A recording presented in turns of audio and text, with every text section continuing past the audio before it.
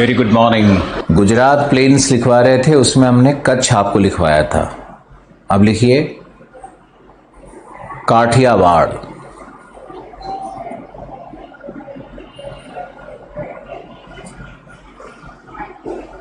संरचनात्मक रूप से यह प्रायद्वीप है।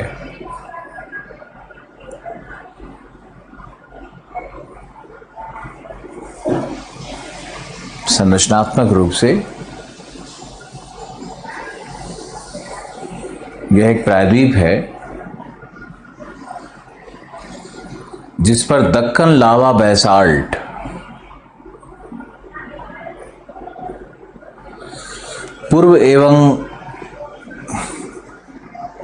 पूर्व मध्य एवं दक्षिण पूर्व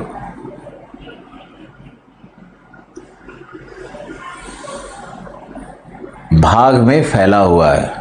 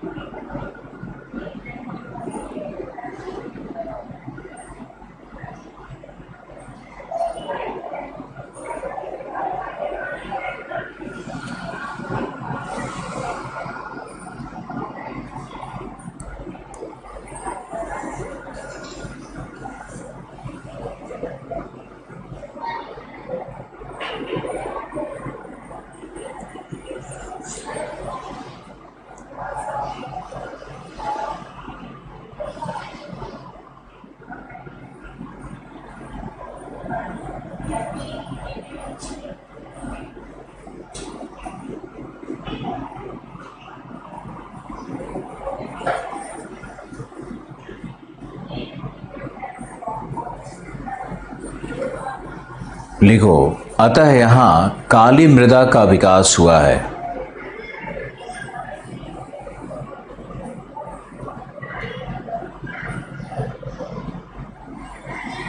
काली मृदा का विकास हुआ है।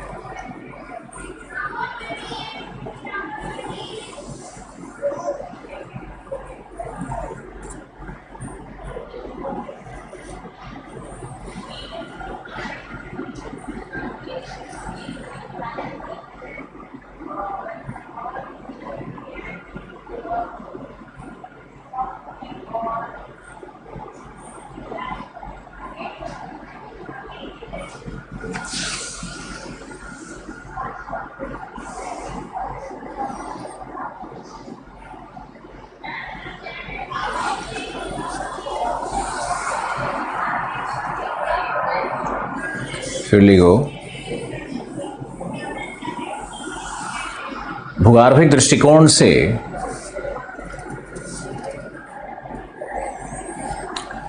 यहां आर्कियनिस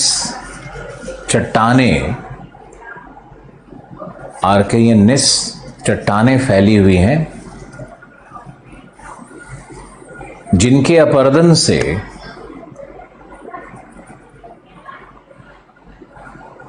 गोलीय उत्तल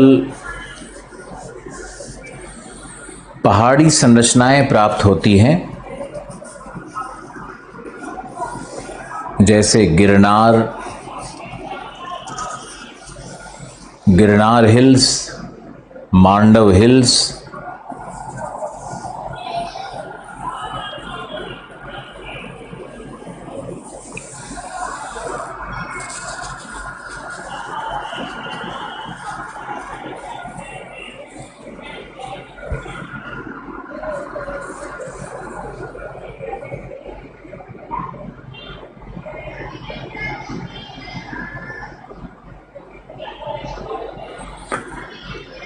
वर्दा हिल्स। देखो, यह एक रेडियल ड्रेनेज का विशिष्ट उदाहरण है। जहाँ भोगावा, शतरंजी, ओजल, वर्धा,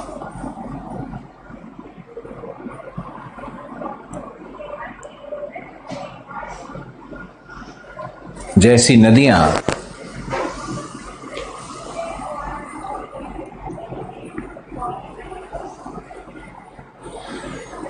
लगभग चारों दिशाओं में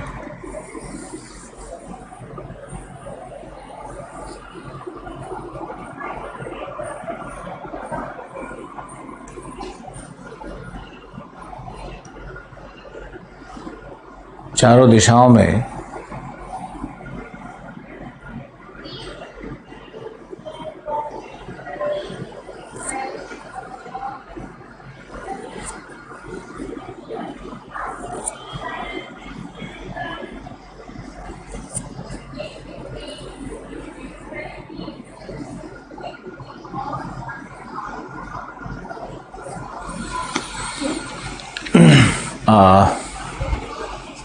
प्रवाहित होती हैं।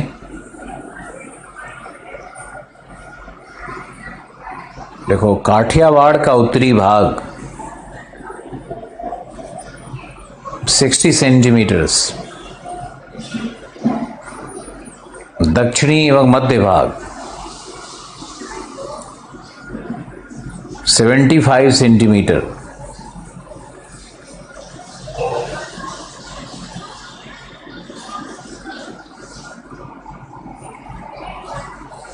75 सेंटीमीटर,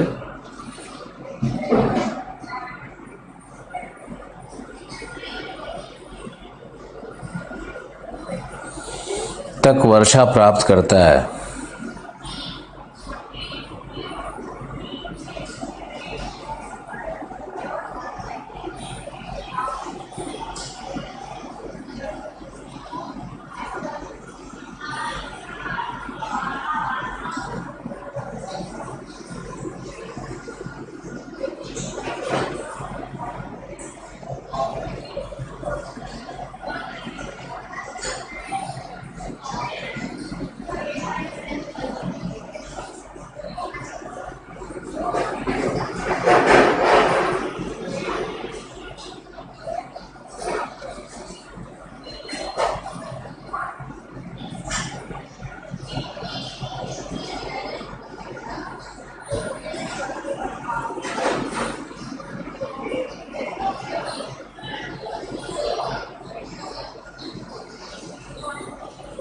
फिलिगो,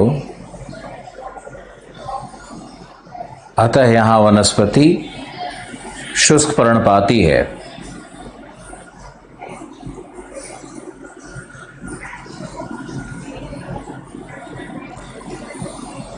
कई प्राकृतिक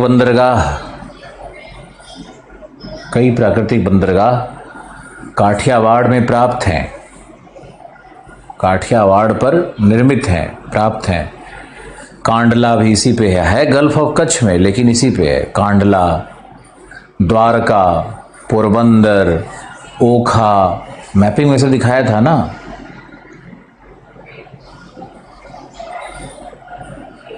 लोथल,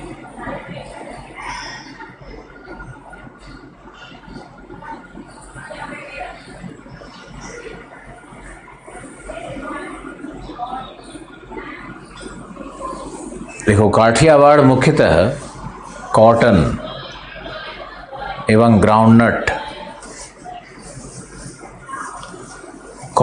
ग्राउंडनट के उत्पादन के लिए जाना जाता है।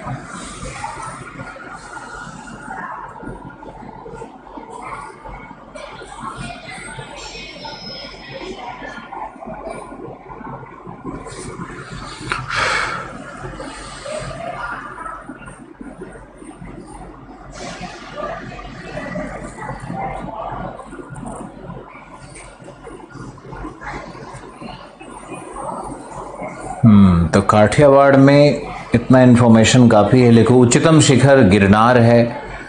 फिर गिर लायन के विषय में लिख सकते हो। जानवर में एशियाटिक लायन, उसको बोलते हैं एशियाटिक लायन। गिर फॉरेस्ट है, गिर नेशनल पार्क है।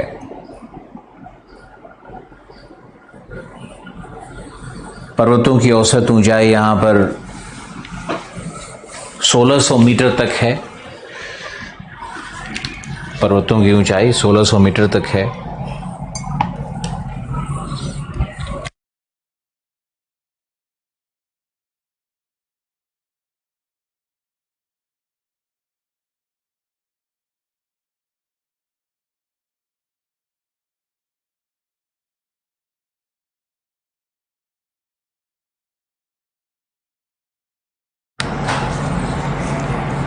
माउंट गिरनार वल्केनिक माउंटेन है, ज्वालामुखीय पर्वत है।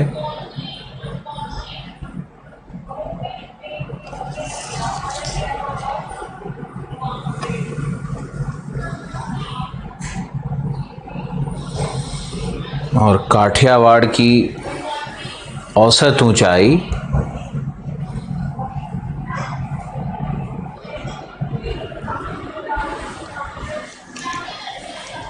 काठियावाड़ की औसत ऊंचाई लगभग 200 मीटर तक है। 200 मीटर औसत ऊंचाई है। और काठियावाड़ के उत्तर में नाल बेसिन, NaL नाल बेसिन है काठियावाड़ के उत्तर में।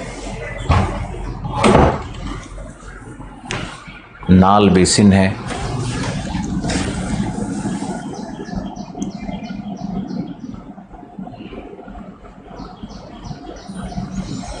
आज कई प्रश्न आए हुए हैं, मैंने काठियावाड़ लिखवाया। आपके कुछ प्रश्नों को लेंगे क्योंकि मुकेश कुमार इंसान लिख रहे हैं।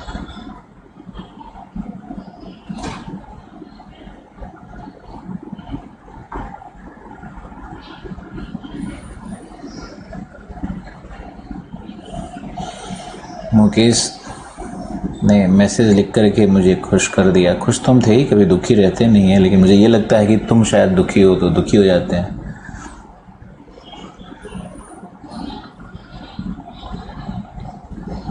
दीपक लिख रहा है नेटवर्क के प्रॉब्लम के कारण। कमल लिख रहे हैं कि सर क्या IAS की प्रिपरेशन के दौरान ड्यूरिंग किसी भी कैंडिडेट को गर्लफ्रेंड या बॉयफ्रेंड बनाना या बन जाए तो इससे प्रिपरेशन पर नेगेटिव इफ़ेक्ट होगा या पॉजिटिव, या ये चीज़ प्रिपरेशन में हर्डल क्रिएट करती है या होनी चाहिए? प्रश्न सुनकर के तो किसी के भी चेहरे पे स्माइल आएगा ही।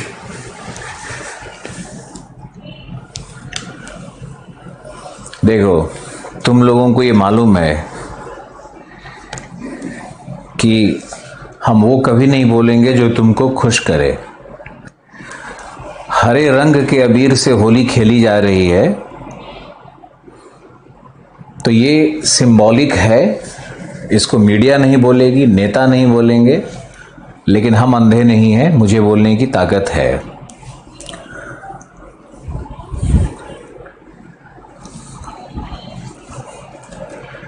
अब तुमने ये प्रश्न पूछा, भूमिका क्यों बनाई हमने? भूमिका इसलिए बनाई कि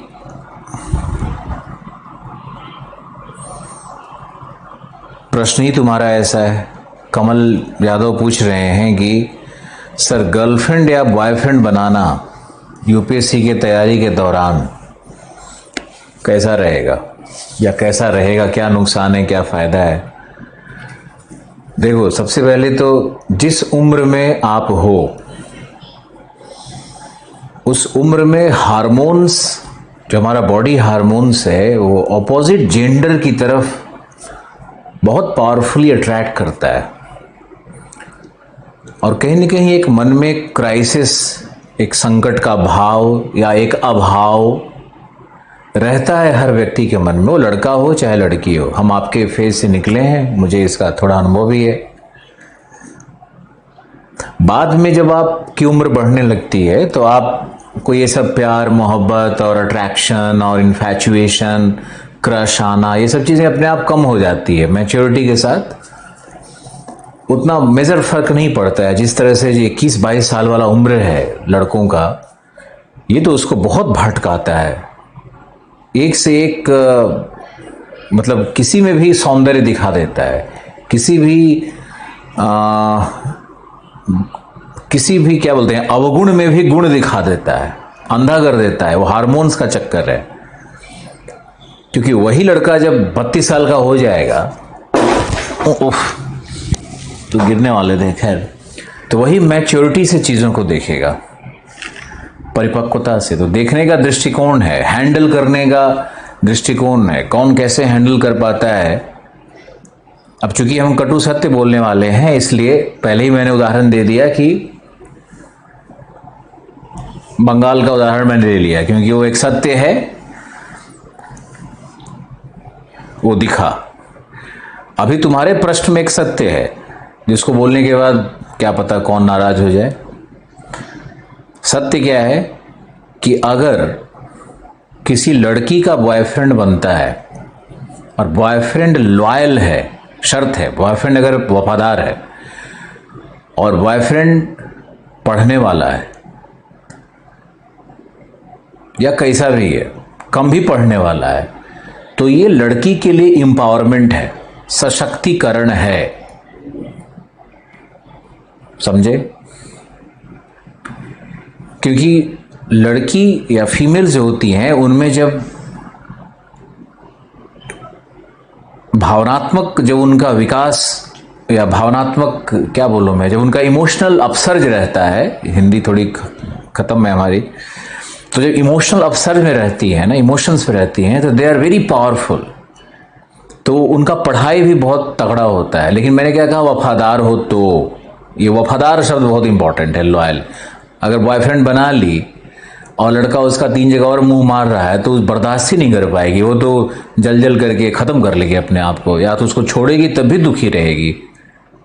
ये कंडीशन होता है फीमेल का। लेकिन अगर वो लॉयल है, साथ दे रहा है, तो फिर फीमेल के लिए सशक्तिकरण है, सशक्तिकरण नहीं है। क्योंकि बहुत सारे फ्रंट पे वो बॉयफ्रेंड उसका बहुत, उसके लिए एक हेल्पिंग एड बन जाता है। दूध का पैकेट पहुंचाना नहीं है, ऑलवेज दूध का पैकेट पहुंचाने वाली बात नहीं है, बहुत तरह से।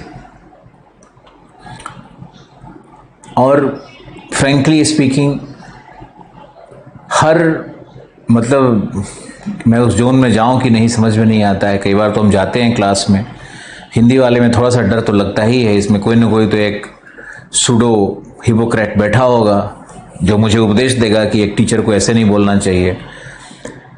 लेकिन हम तो बोलते हैं कि बायोलॉजिकल नीड तो हर व्यक्ति का है, हमारे बायोकेमिस्ट्री से तो मना नहीं किया सकता है। और झूठे लोग हैं जो मना करते हैं, या तो वो झूठे हैं या फिर उनमें कोई प्रॉब्लम है, दो ही चीज़ें हो सकती है ना। तो इस झूठ से तो पहले बाहर निकल जाओ। और जो अध्यात्म और पूजा पाठ और ये सब का बात करते हैं ना, सब ये कवर अप करते हैं, सब अंदर से हर इंसान एक ही है, सबका अपना बायोलॉजिकल नीड है। फीमेल के लिए एम्पावरमेंट है, मैं बस बता रहा हूँ। अगर वफादार हो तो, नहीं तो वफादार नहीं है तो बेचारी वो भी बर्बाद। क्योंकि इमोशनल चीज़ों को हैंडल करने में उसके अंदर में बहुत एंगर आएगा, जेलसी आएगा, उसमें मेंटली इन्वॉल्व हो जाएगी, तो अपना करियर बर्बाद कर लेगी। अब मेल पे आते हैं, लड़कों पे आते हैं भाई, लड़का क्या मेल पे आते हैं।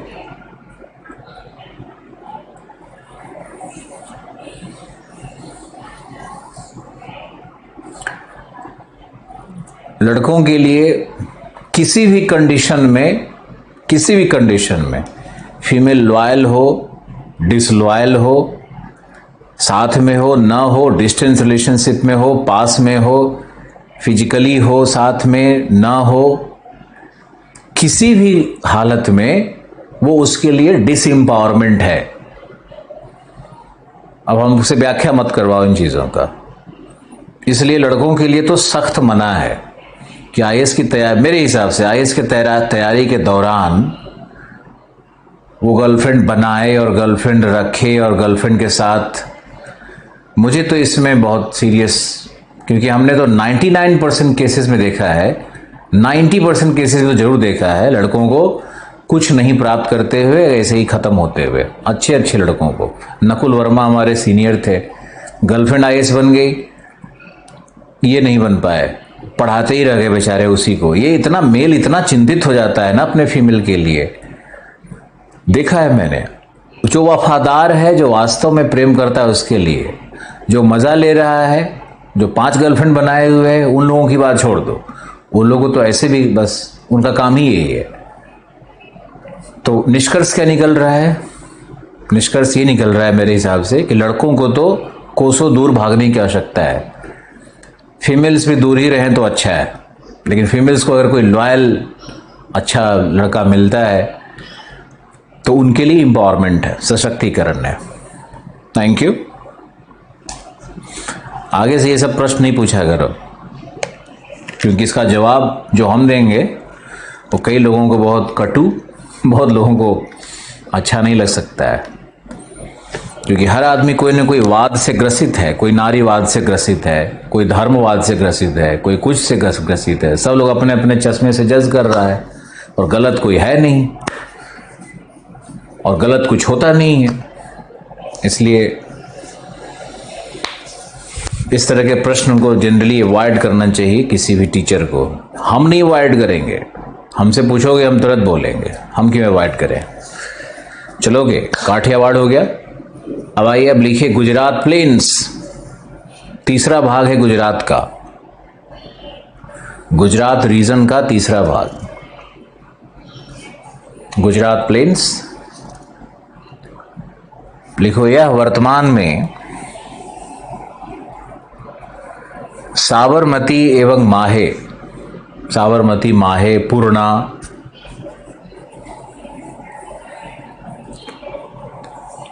जैसी नदियों के द्वारा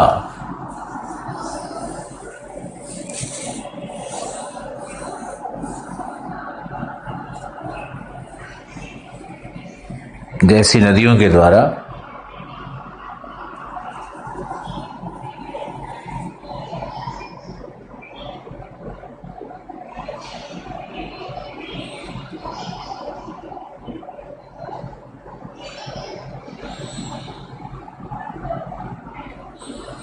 अपवहित क्षेत्र है।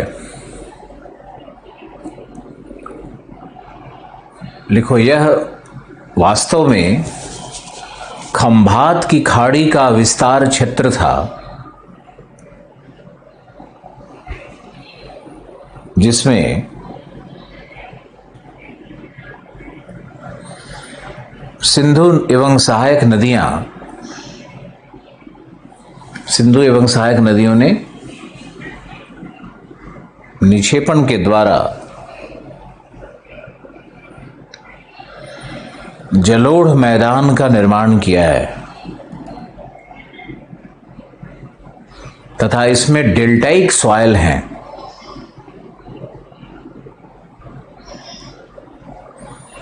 डेल्टा जैसा सॉइल है इसमें।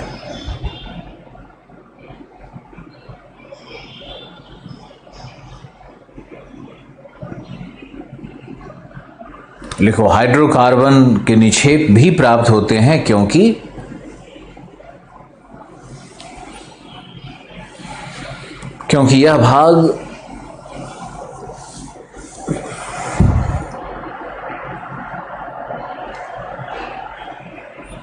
यह भाग समुद्र के अंदर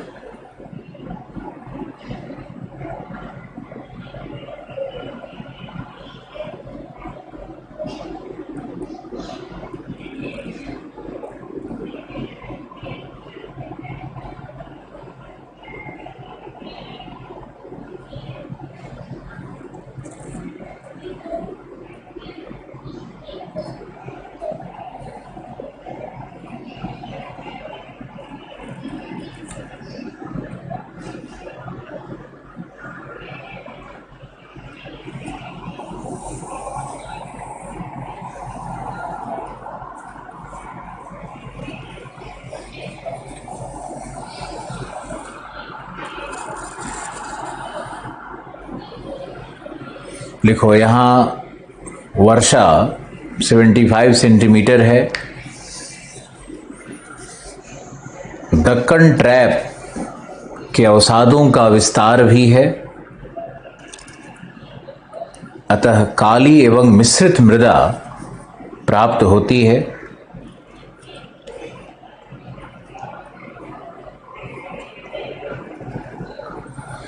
जिसमें कॉटन, ग्राउंडनट,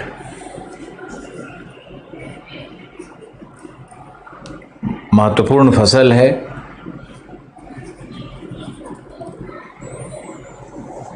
भारत में गेहूं उत्पादन का दक्षिणतम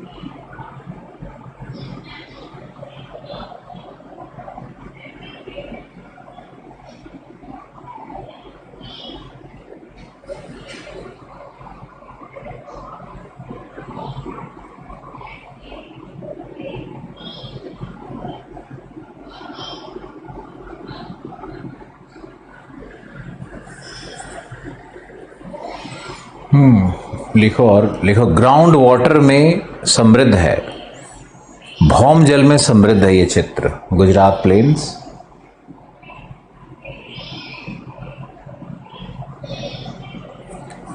वनस्पति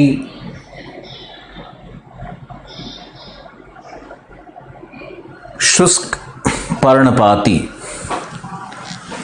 वनस्पति शुष्क पर्णपाती है।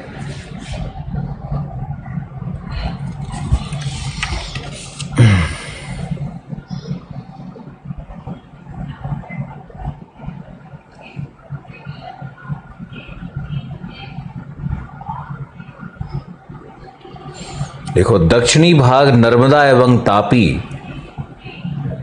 के द्वारा निर्मित है।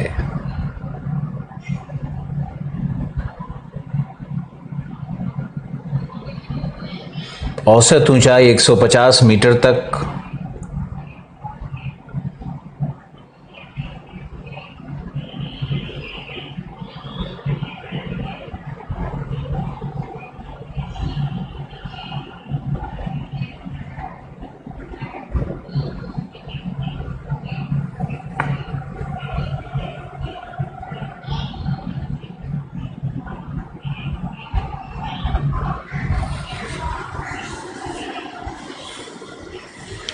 देखो मैदान के पश्चिमी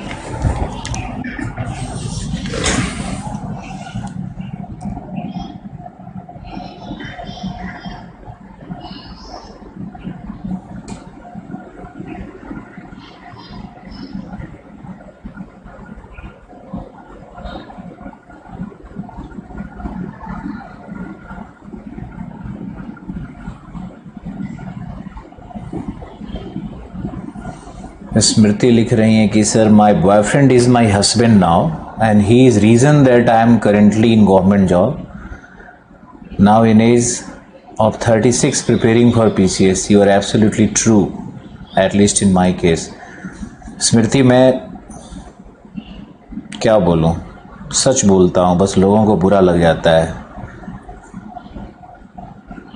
बंगाल के इलेक्शन में एक बात कहनी है, अगर वहाँ का 1,56,00,000 मुसलमान सिर्फ टीएमसी को वोट करता है और हिंदू वोट दोनों तरफ बंटता है, तो दोनों में कॉम्युनल कौन है?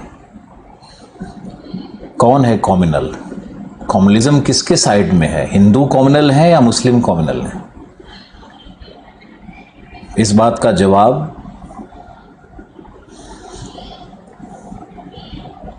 क्योंकि ये प्रश्न अगर उठाया जाएगा तो सबसे पहले लोग मुझे आरएसएस का आदमी डिक्लेयर करेगा। अब रह गई बात दूसरे प्रश्न की। ये प्रश्न भी किसी ने पूछा था, इसलिए मैं इस टॉपिक पे आया, मैं खुद से नहीं आया। प्रश्न हमसे पूछा गया कि भाई सर बंगाल में लोग हरा गुलाल क्यों खेल रहे हैं? ये प्रश्न पूछा गया तब मैंने जवाब दिया, मेरा ये कोई विषय नहीं है।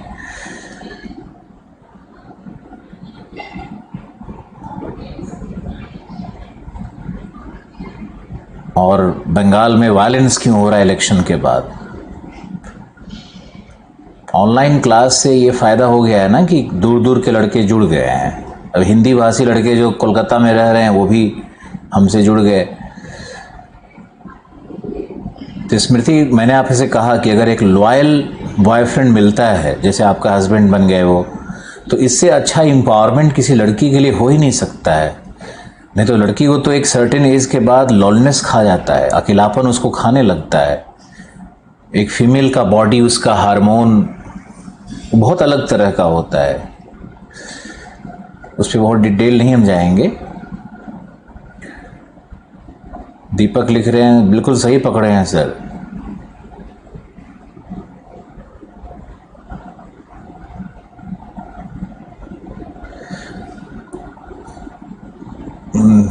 वाटर मास पे क्लास लेने के लिए कह रहा है। मैंने ओशनोग्राफी में वाटर मास या एयर मास, वाटर मास पे मैंने टीएस डायग्राम में बात किया हुआ है। वाटर मास से कैसे आइडेंटिफिकेशन कैसे होगा, वाटर मास क्या है, वो मैंने बात की हुई है ओशनोग्राफी की वीडियो में, टीएस डायग्राम वाले टॉपिक में।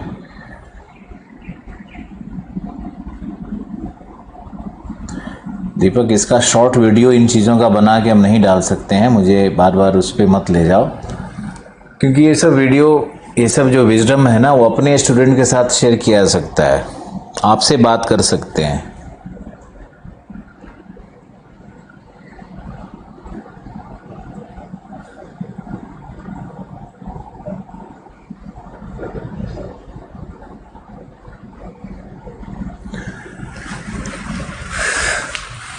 अब सुरजीत सिंह पूछ रहे हैं कि आप अकेले क्यों रहते हो, आप सिंगल क्यों हो? इस प्रश्न का जवाब YouTube चैनल पे कभी मूड आएगा तो बोलेंगे, आज नहीं।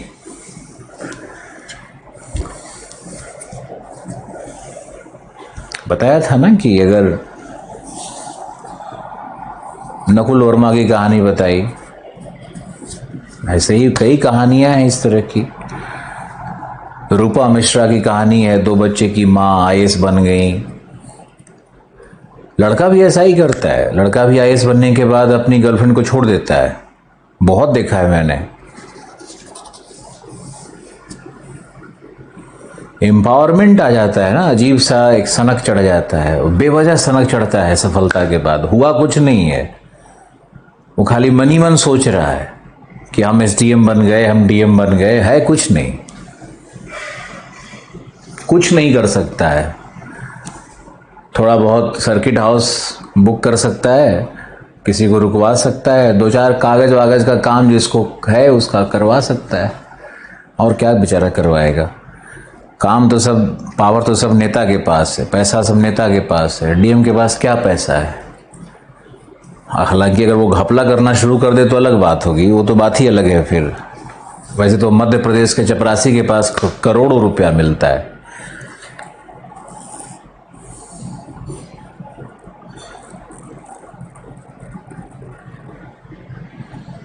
चलो ओके, अब आप लिखिए कोंकण तट। कोंकण तट,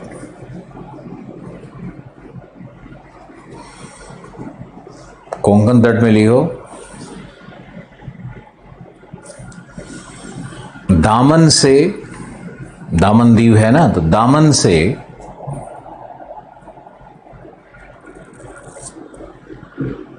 सोलह डिग्री नॉर्थ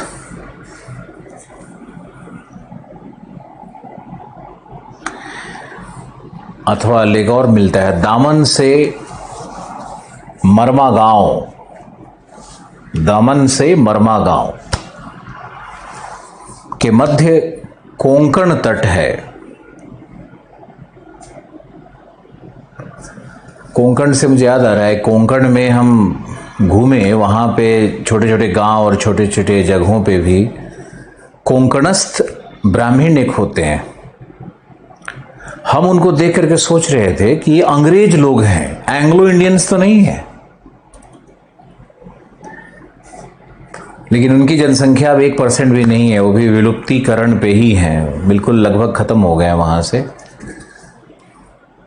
लेकिन आर्यों का जो भारत में माइग्रेशन है ना, वो बिल्कुल सत्य कथा है, उसमें कोई झूठ नहीं है। वो उस रेस से, ब्रीड से बहुत सारे लोगों में दिखता है, बहुत सारी जातियों में रिफ्लेक्ट होता है। दूसरी जातियों में भी मिश्रण हुआ है, ऐसा नहीं कि नहीं हुआ है, लेकिन कोंकणस्थ को देखने के बाद, पारसी को देखने के बाद, और कश्मीरी ब्राह्मण्स को देखने के बाद, या कश्मीरी एज ए होल देखने के बाद,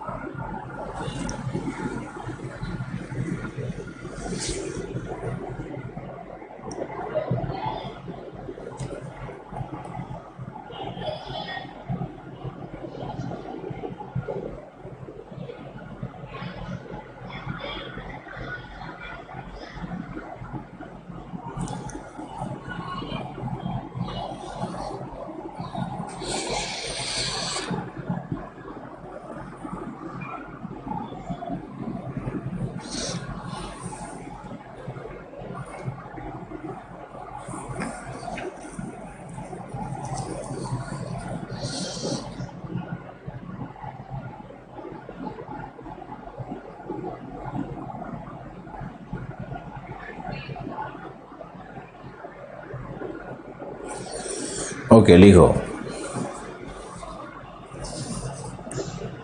बहुत सारे फिशिंग विलेजेस भी हैं इस कोंकण के एरिया में, फिशरमैन बहुत सारे रहते हैं।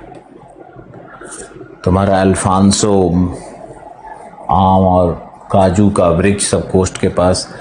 कभी मुंबई से पूरा तुम जा सकते हो न्यू मैंगलोर तक, कोची तक भी जा सकते हो, राजधानी पकड़ लेना। दिल्ली टू त्रिवेंद्रम राजधानी भी पकड़ सकते हो। 36-38 घंटा टाइम लगाता है, लेकिन मज़ा आ जाता है।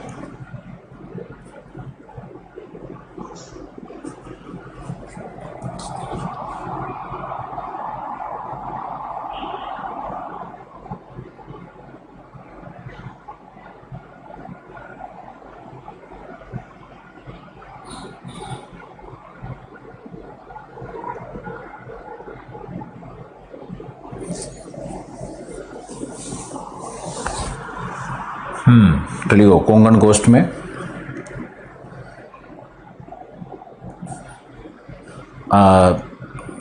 तीव्र धाराओं के द्वारा अपरदित कटा छटा तट,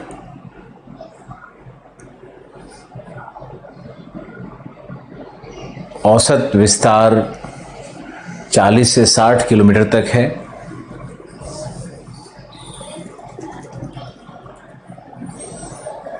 लैटेराइट मृदा, दक्कन लावा का विस्तार भी प्राप्त होता है।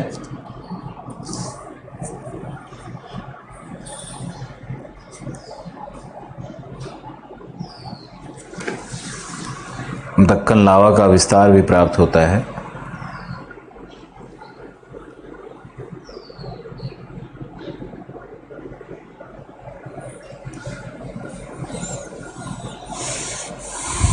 कुल वर्षा 250 सेंटीमीटर्स तक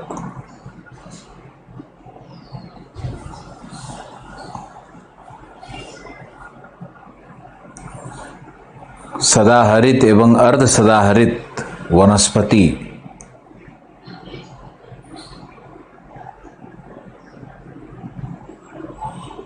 सबसे महत्वपूर्ण पोर्ट बंदरगाह मुंबई, जवाहरलाल नेहरू,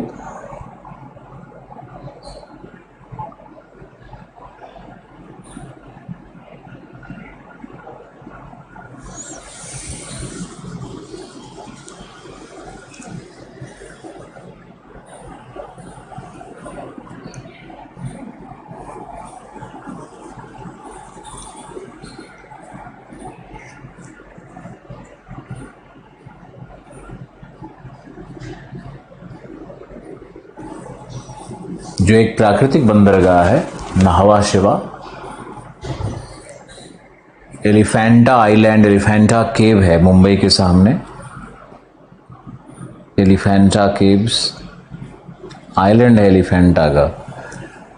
लिखो, मुंबई भी 7 द्वीपों का समूह था जिसे सैलसीट आइलैंड कहते हैं।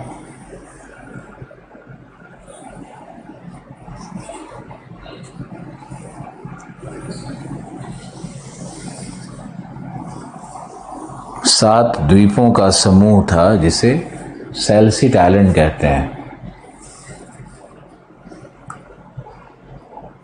अब तो ये भरने के बाद मुख्य भूमि का भाग बन गया। सबसे पहले पोर्चुगीज के ऑक्यूपेशन में आया, फिर पोर्चुगीज प्रिंसेस थी, उसको प्यार हो गया ब्रिटिश प्रिंस से, तो दहेज में फिर ब्रिटेन को मिल गया। लंबी चौड़ी कहानी है मुंबई की। द्वीप समूह था पहले, ये 7 द्वीप थे इसमें। अब लोग कहेंगे मुंबई गंदा सिटी है। गंदा सिटी बनाया हुआ कौन है? उसको गंदा सिटी बनाने वाले कौन लोग हैं? पता चलेगा कि उत्तर प्रदेश, बिहार। हम भी वही हैं, लेकिन सत्य तो बोलेंगे। कहाँ थूकना है, कहाँ क्या फेंकना है, कौन इसको सेंस समझाए? हम तो गुजरात के और महाराष्ट्र के छोटे छोटे गांव में, अन्ना हजारे के गांव में गए हुए हैं। वहाँ का एक गरीब आदमी भी एक सफ़ेद टोपी, एक सफ़ेद धोती, एक सफ़ेद कुर्ता पहन करके, नहा करके ढंग से बैठा हुआ है। इधर तो देखते हैं यार, जो करोड़पति आदमी है वो भी टॉवेल लगा करके, अंडरवियर पहन करके, इतना बड़ा तोंद, सूखा हुआ टांग, पिचका हुआ छाती, मुंह से लटकता हुआ रस, बाल कैसे कटवाया है, कब झड़वाया है, कब क्या करता है, अजीब दिखता है, पता नहीं क्यों। कौन समझाए? मारेगा अलग से। कुछ सिविक सेंस के बारे में बात करो तो ये लोग मारेगा। गंवार जैसा बोलना, बड़ी बड़ी डींगे मारना, प्रधानमंत्री को से लेकर के मुख्यमंत्री हो, कोई मंत्री हो, डीएम हो, गाली तो एक ही मिनट में देता है सब। भाई हम तो बहुत कम ही, बहुत मुश्किल है वहाँ पे।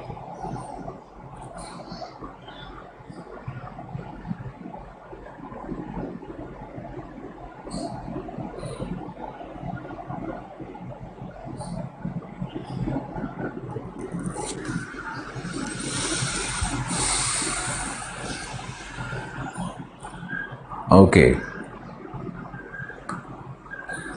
नेक्स्ट लिखो, कोंकण वाले तट में लिखो प्लांटेशन एग्रीकल्चर। प्लांटेशन एग्रीकल्चर है। जैसे काजू, आम, स्ट्रॉबेरी,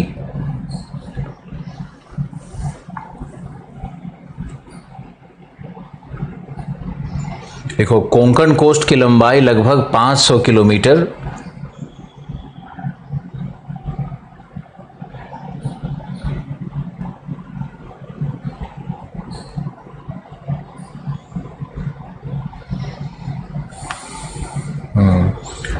फिर लिखो यहां पर थाने क्रीक,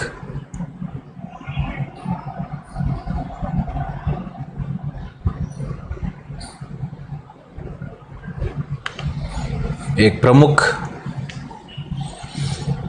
भौगोलिक इकाई है।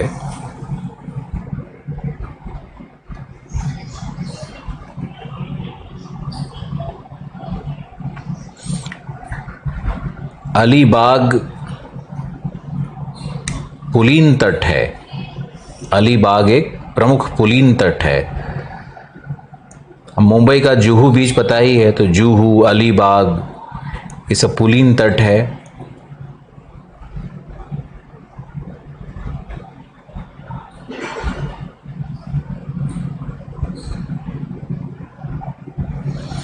लिखो इस तट पर वैतरणी, उल्हास, अंबा,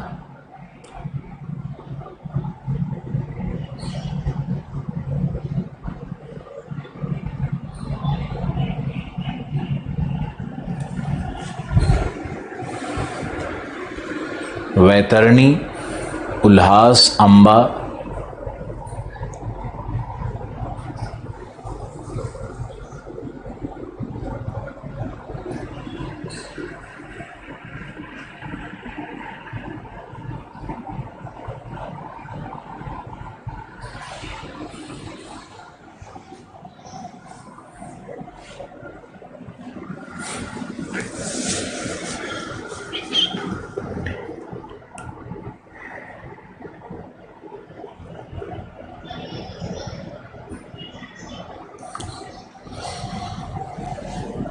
जैसी नदियां अनुप्रस्थ मार्ग से समुद्र में प्रवेश करती हैं,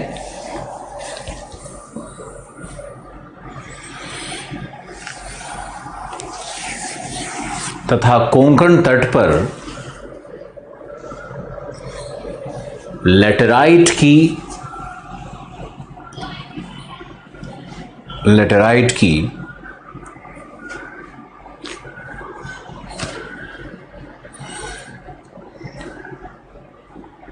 छोटी छोटी पहाड़ी संरचनाएं भी बिखरी हुई हैं।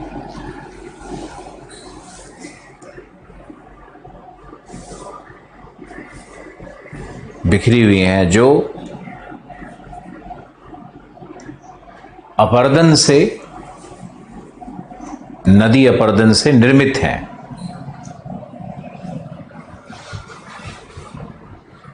तो यह है कोंकण कोस्ट।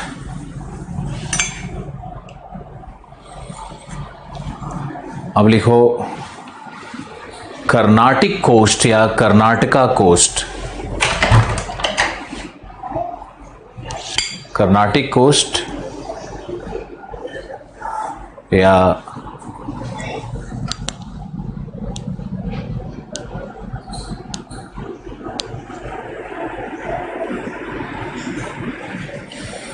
स्वाति ने लिखा है कि फीमेल एक एज के बाद फैमिली में वो अकेली हो जाती है। मैंने जो भी बोला स्वाति सत्य बोला, भले ही लोग मुझे पसंद करें ना करें। फीमेल्स और मेल्स में बहुत अंतर है, दोनों के हार्मोन में अंतर है। तुम हार्मोन टेस्ट करा लो, देखो अंतर समझ में आ जाएगा। फीमेल्स के इमोशन को समझना बहुत डिफ़िकल्ट होता है मेल के लिए, वो अपने हिसाब से सोचता है फीमेल के बारे में। इसीलिए घर में एक बहन जरूर होनी चाहिए।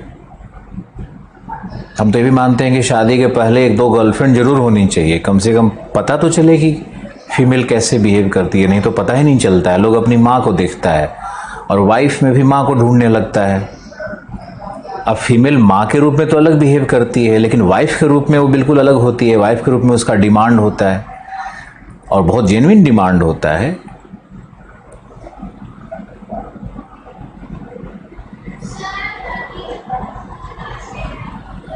और कुलदीप पूछ रहे हैं कि सर मेरा भी बहुत दिन से डिमांड था, आप क्यों सिंगल रहते हो, क्या कष्ट है?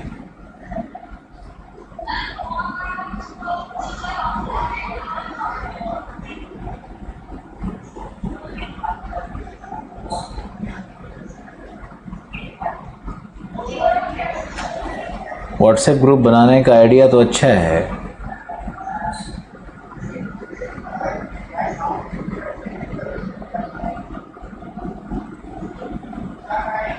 शैलेश यादव, अगरतला डीएम की कार्रवाई गलत थी।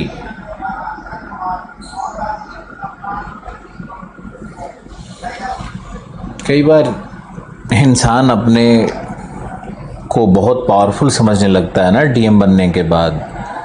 डीएम बनने से आपको किसी को थप्पड़ मारने का, गाली देने का अधिकार थोड़ी दिया गया है। गंवार तंत्र इसी को तो कहते हैं।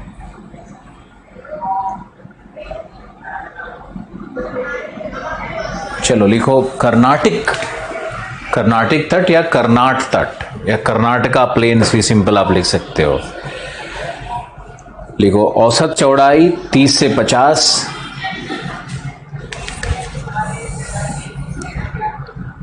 लगभग 225 किलोमीटर लंबी, मरमागांव से मैंगलोर तक,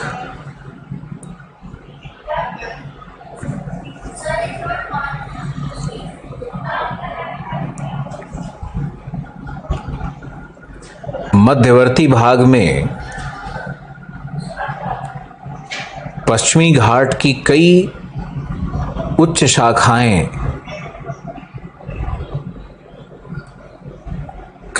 शाखाएं तट से लंबवत हैं, जिन्हें एस्पर कहते हैं, SPUR।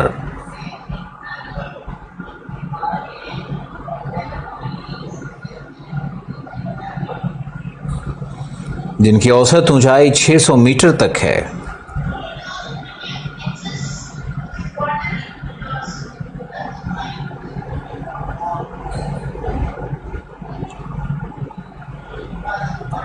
इस तट पर सरिताएं अत्यंत चंचल एवं अपरदनकारी हैं।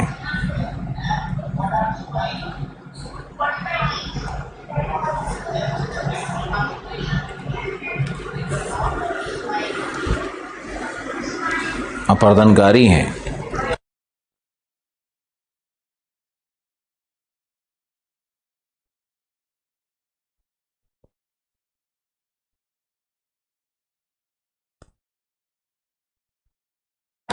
जो वाटरफॉल्स का निर्माण करती हैं, जैसे जरसोप्पा। वाटरफॉल्स का निर्माण करती हैं जैसे जरसोप्पा।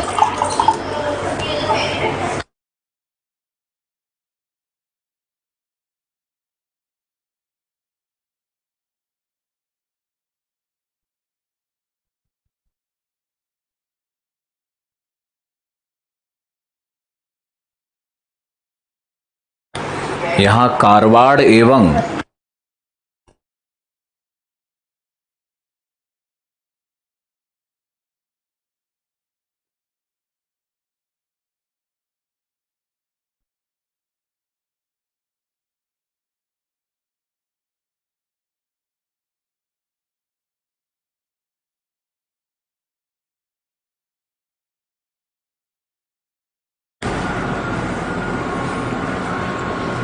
कारवाड़ एवं न्यू मैंगलोर,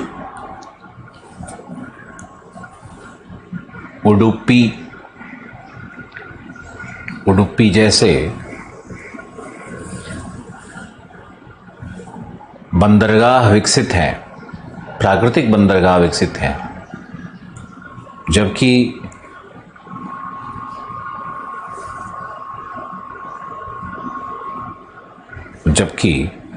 तट के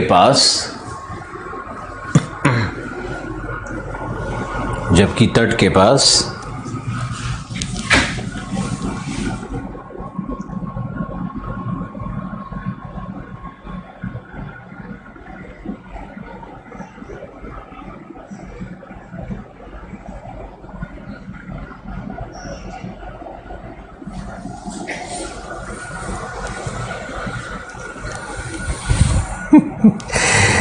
तुम लोग के साथ एक ट्रिप पे चलना पड़ेगा कहीं घूमने के लिए। कोरोना वोरोना खत्म हो तो ज्योग्राफी का एक ट्रिप बनाते थे हर वर्ष। 200 स्टूडेंट तो कम से कम जाते ही थे उस पे। मज़ा बहुत आता था।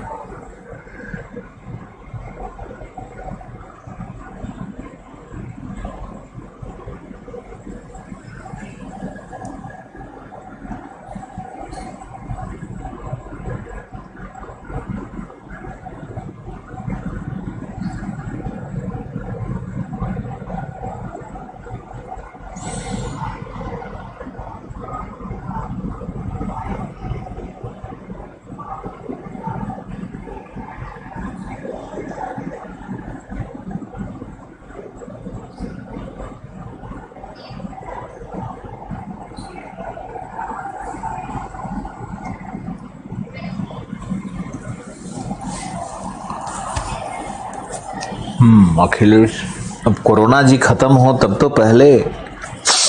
यहाँ तो जिंदगी और मौत के बीच में सब लोग झूल रहे हैं।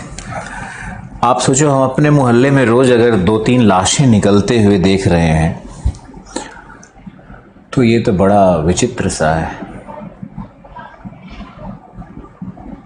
हमारे प्रोफेशन में मुखर्जी नगर से भी कई लोग चले गए।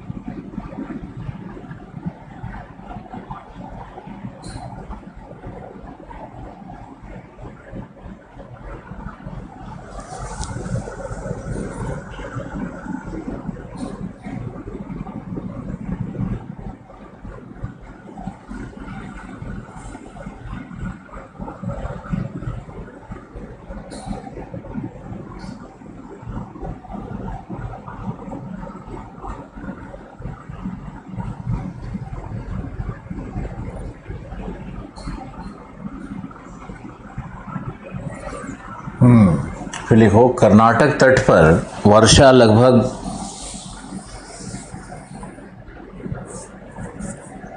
250 से 300 सेंटीमीटर तक होती है।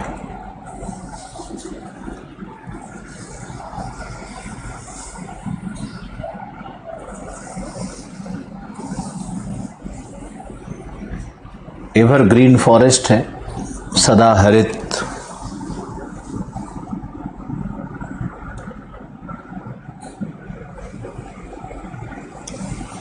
नेक्स्ट लिखो, मालाबार तट। मालाबार न्यू मैंगलोर से कन्याकुमारी के मध्य, न्यू मैंगलोर से कन्याकुमारी के मध्य अवस्थित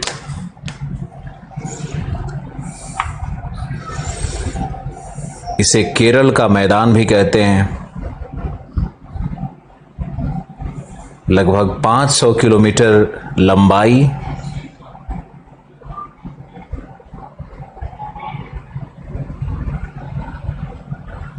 नाइन्टी 96 किलोमीटर चौड़ाई,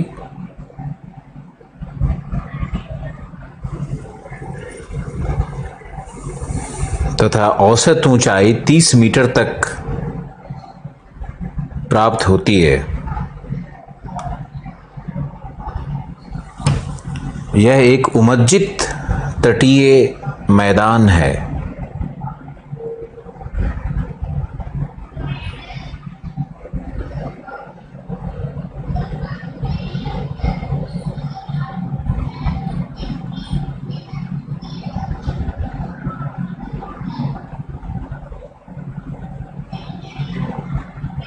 अतः यहाँ निक्षेपात्मक स्थलाकृतियां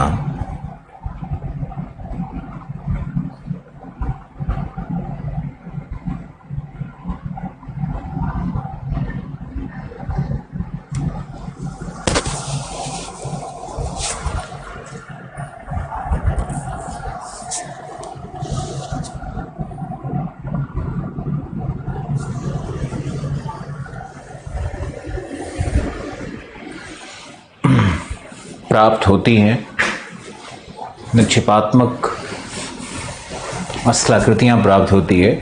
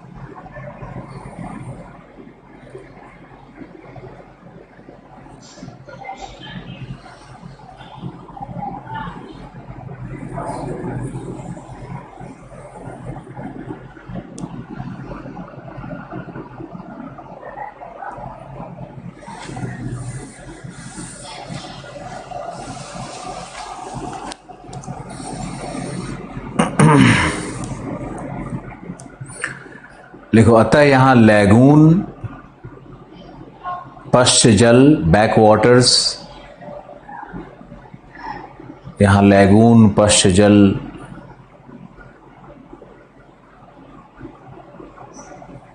पश्च जल के क्षेत्र एवं पुलीन तट प्राप्त होते हैं। जैसे लेक वेम्बनाड 150 किलोमीटर लंबा है, लैगून है, और 9-10 किलोमीटर चौड़ा होगा। तो लेक वेम्बनाड अष्टमुडी लैगून है।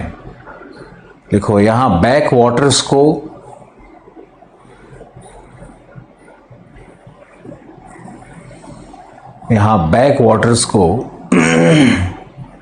कयाल कहते हैं, कयाल्स, KAYAL, कयाल्स कहते हैं।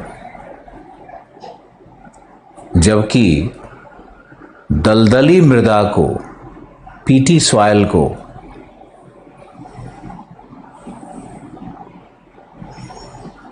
कारी कहते हैं, KAARI को कारी कहते हैं।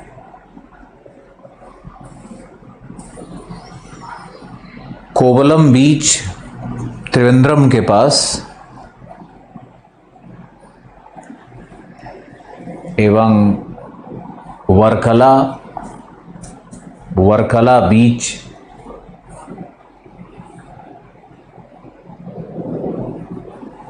त्रिवेंद्रम से लगभग 40-50 किलोमीटर उत्तर है।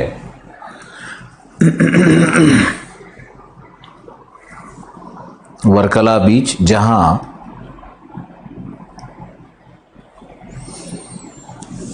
जहां सी क्लिफ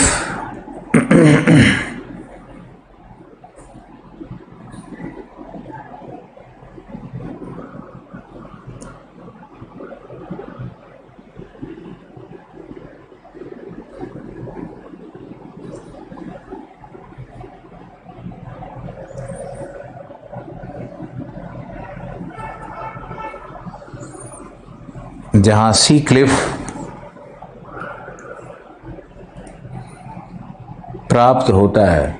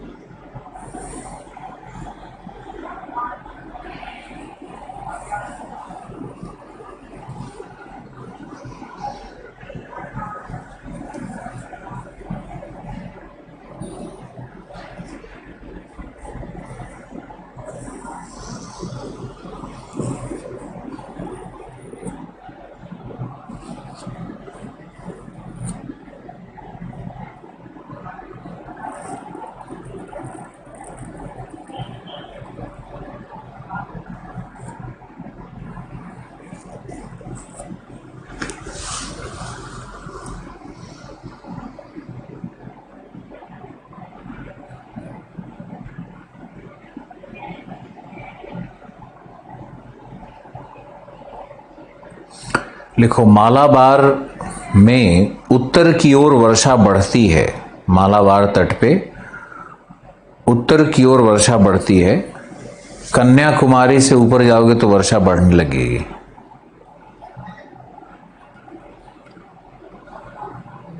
उत्तर की ओर वर्षा बढ़ती है।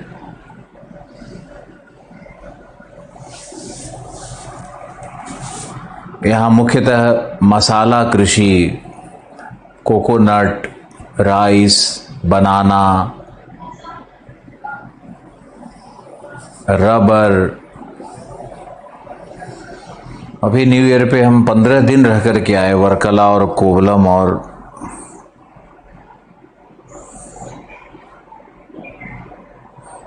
कन्याकुमारी भी गए।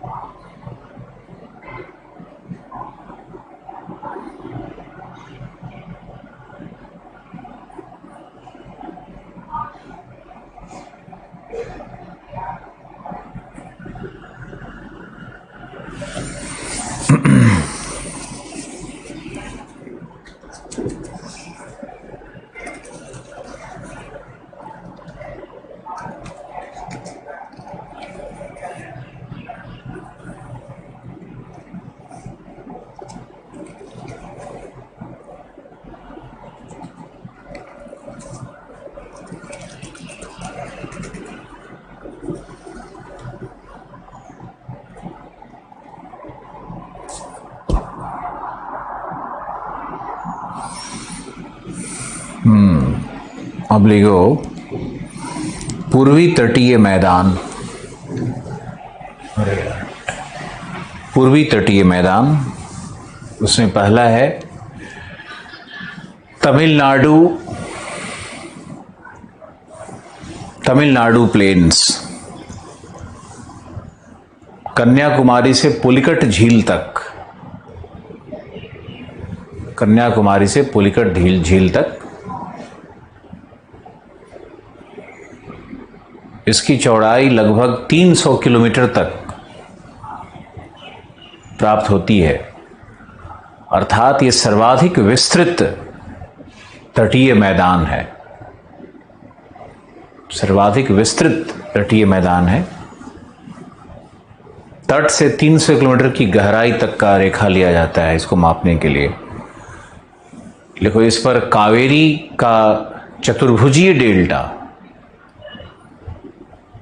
एवं वैगई का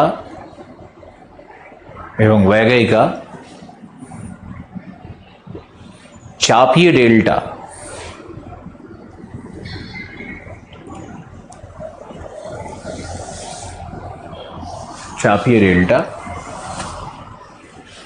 प्रसिद्ध है, मतलब प्रमुख विशेषताएं हैं। ट्रिप्लिकेन बीच एवं मरीना बीच चेन्नई के पास एशिया के सबसे विस्तृत पुलीन तट है। एशिया के सबसे विस्तृत पुलीन तट है। इस तट पर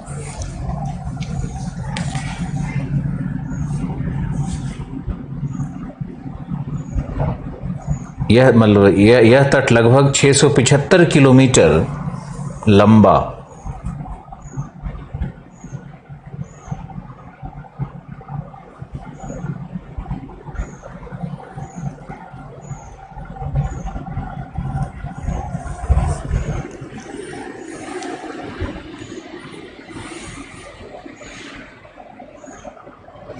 एवं औसतन 100 किलोमीटर चौड़ा है।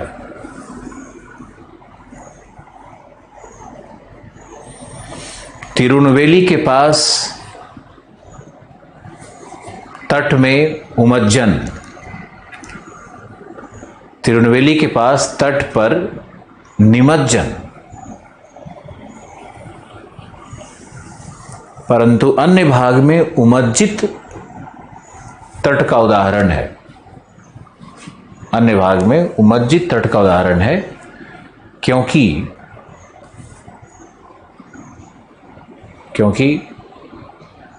बंगाल की खाड़ी में अवतलन से समुद्र तल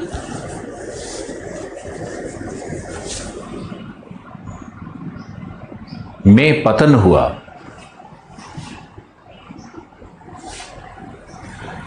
लिखो यहां शीतकालीन वर्षा 100 सेंटीमीटर, शीतकालीन वर्षा 100 सेंटीमीटर उत्तर पूर्वी मानसून से प्राप्त होती है। उत्तर पूर्वी मानसून से प्राप्त होती है तथा यूनिक जलवायु, अनोखी जलवायु एएस टाइप क्लाइमेट है। एएस ट्रॉपिकल समर ड्राई, उष्णकटिबंधीय ग्रीष्मकालीन शुष्कता से युक्त जलवायु है। ग्रीष्मकालीन शुष्कता, शीतकालीन वर्षा। यहां वनस्पति भी अनोखी है, जो ड्राई एवरग्रीन है। Dry evergreen,